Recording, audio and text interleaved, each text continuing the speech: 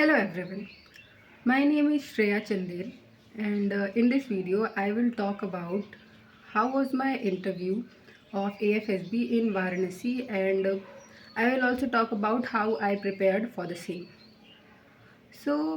My interview was scheduled on the very second day of the AFSB. As in AFSB, what happens, पहले ही दिन साइक test हो जाता है रात को ही आफ्टर स्क्रीनिंग, और फिर अगले दिन कुछ बच्चों का इंटरव्यू शेड्यूल्ड होता है और कुछ बच्चों का GTO वगैरह। तो मेरा सुबह 7:30 बजे ही इंटरव्यू था। तो मैं रेडी थी देने के लिए, बट वो हुआ 9:30 बजे। तो सबसे पहले क्या हुआ, उन्होंने मुझे बुलाया जो एक होते हैं वहाँ पर, और फिर उन्होंने हमारा डॉक्यूमेंट लिया और फिर इंटरव्यूअर को दे दिया और हमें बाहर वेट करने के लिए बोल दिया। तो कुछ देर एटलीस्ट 5 to 10 मिनट्स वेट किया था मैंने, और फिर उसके बाद मेरा इंटरव्यू शुरू हुआ। तो मैं गई, मैं आई कम इन सर बोल के अंदर गई, और फिर वही गुड मॉर्निंग गुड इवनिंग जो भी उस टाइम हो रहा था वो बोला, और फिर उन्होंने बोला कि बैठ जाओ, तो बैठ गई। तो उस टाइम मैंने एक बात देखा था कि मेरे डॉक्यूमेंट्स जहाँ मैं बैठी थी उसके बगल में ही रख दिए गए थे, मतलब उन्होंने पहले ही मेरे डॉक्यूमेंट्स देख लिए होंगे। फिर क्या हुआ, तो उन्होंने बोला कि सबसे पहले वही सेम क्वेश्चन जो हर इंटरव्यू में होता है कि पानी पीना चाहते हो तो आप पानी पी लो। तो फिर वही मैंने बोला इट्स ओके सर। तो सबसे पहले उन्होंने पूछा कि वेयर आर यू फ्रॉम, और वही कि उसके बारे में बताओ। तो जहाँ से थी मैं वहाँ के बारे में मैंने बताया, सब कुछ बता दिया। फिर उन्होंने मुझसे पूछा कि what you have in your breakfast.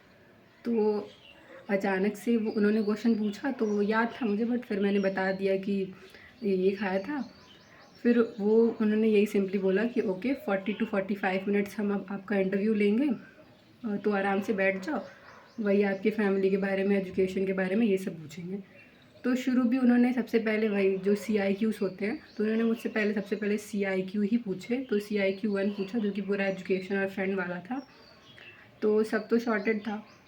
फिर उसमें उन्होंने ज़्यादा क्वेश्चन फ्रेंड्स से पूछना शुरू किया, पूरे फ्रेंड्स के बारे में बहुत सारे क्वेश्चन पूछे कि what according to you are weaknesses in them and what according to them are weaknesses in you. तो मैंने बेस्ट फ्रेंड्स में 3 लोगों का नाम लिया था, तो इसलिए उन्होंने 3 अलग अलग वीकनेसेस पूछी कि उनके अकॉर्डिंग क्या क्या वीकनेसेस है और मेरे अकॉर्डिंग उनमें क्या क्या है, मैंने उनकी कैसे हेल्प करी थी, उन्होंने मेरी कैसे हेल्प करी, ये सारी चीज़ें पूछी। और क्योंकि मैं हॉस्टलर थी तो उन्होंने फिर हॉस्टल के बारे में पूछा कि हॉस्टल में तुम्हारे फर्स्ट ईयर में कौन रूममेट थी, वो सेकेंड ईयर में क्यों नहीं थी, ऐसा क्या हुआ कि वो चेंज हो गई, ये सब। फिर हॉस्टल में क्या क्या प्रॉब्लम्स थी और क्या क्या इम्प्रूवमेंट तुम कराना चाहोगी, ये सारे क्वेश्चन उन्होंने पूछे, सब इंग्लिश में ही चल रहा था। तो ये सारा हुआ ओवर। फिर उसके बाद क्या हुआ, वो CIQ 2 पे आते हैं जो पूरी फैमिली वाली होती है। तो पूरी फैमिली में भी नॉर्मल वही डेली रूटीन बताया था मैंने अपना। तो उसमें क्या हुआ, मैंने बताया था कि मैं 5 बजे सुबह उठती हूँ, 11 बजे सो जाती हूँ। तो उन्होंने फिर पूछा था कि क्या ये कम नहीं है सोने के लिए। मैंने फिर बोला था कि सर मेरा तो बायोलॉजिकल क्लॉक सेट है, इसीलिए फिर सही है, और अगर कम लगता है मुझे तो दोपहर में सो लेती हूँ। तो वहाँ तो ख़त्म हो गया। फिर वो अगले में आए तो उन्होंने पूरा वही वापस से शुरू किया कि पापा के अकॉर्डिंग कौन कौन सी वीकनेस है तुम्हारे, पापा तुम्हें क्या क्या एडवाइसेस देते हैं, मम्मी के अकॉर्डिंग कौन कौन सी वीकनेस है, मम्मी क्या क्या एडवाइसेस देती हैं, भाई बहन कितने हैं, वही उनकी जॉब क्या क्या करते हैं, क्या तुम्हारे और तुम्हारे भाई बहन में लड़ाइयाँ होती है नहीं, ये सारे क्वेश्चन पूछे, बहुत ही बेसिक बेसिक थे। तो ये सारा हुआ। फिर उसके बाद ये सब हुआ तो उन्होंने पूछा मुझसे वापस से, जब हम थर्ड में आए तो उन्होंने यहाँ पूछा था कि तुम्हारी हॉबीज़ और इंटरेस्ट क्या क्या है, और तुम्हारी को करिकुलर एक्टिविटीज़ जो है वो तो ठीक है, स्पोर्ट्स में कम पार्टिसिपेशन क्यों है, फिर कहीं पर मार्क्स कम कैसे हो गए, जैसे मेरा 11th में कम था। तो उन्होंने पूछा कि ये कम कैसे हुआ, फिर 12th में कैसे इम्प्रूव किया तुमने, फिर ग्रेजुएशन में 12th के कंपैरिजन में कैसे कम हो गया। तो मैंने बताया है वही कि मेरे टाइम तो कोविड था और मेरा को करिकुलर एक्टिविटीज़ सही था, स्पोर्ट्स में कम पार्टिसिपेशन था। तो भी मैंने बताया कि सर उस टाइम कोविड था और मैं 11th 12th में ज़्यादा फोकस कर रही थी, ये वो सब बता दिया था मैंने। तो ये वो सेटिस्फाइड काइंड ऑफ। तो फिर बट क्या हुआ ना, काफ़ी वो शक्लें बनाते हैं हमें नर्वस करने के लिए, बट उस टाइम हमें नर्वस होना नहीं होता है, काम ही होना होता है, अपने आंसर बताने होते हैं, और हमेशा याद रखना होता है कि हमने प्रीवियसली क्या आंसर दिया, क्योंकि वो वापस दिमाग फिर आगे पुराना वाला क्वेश्चन पूछ लेते थे। तो फिर उसके बाद ये सब ख़त्म हुआ। तो फिर उन्होंने पूछा मुझसे कि तुम्हारा कौन सा प्रेफरेंस है एयरफोर्स में। तो मैंने बताया कि ओके मेरा एडमिन है, तो फिर उन्होंने एडमिन के बारे में पूछा कि वो क्या होता है, उसमें कितनी चीज़ें होती हैं, उनके क्या काम होते हैं। तो फिर ये सब बताया। फिर उन्होंने मुझसे पूछा कि तुम्हें एडमिन में ही क्यों जाना है। तो मैंने रीज़न बताया, जो उसमें एयरक्राफ्ट के बारे में भी बोला था मैंने। तो फिर वो उस पर आए कि अब एयरक्राफ्ट का बताओ तुम। तो फिर उन्होंने पूछा था कि एयरक्राफ्ट के बारे में बताओ। तो फिर वो सब चला।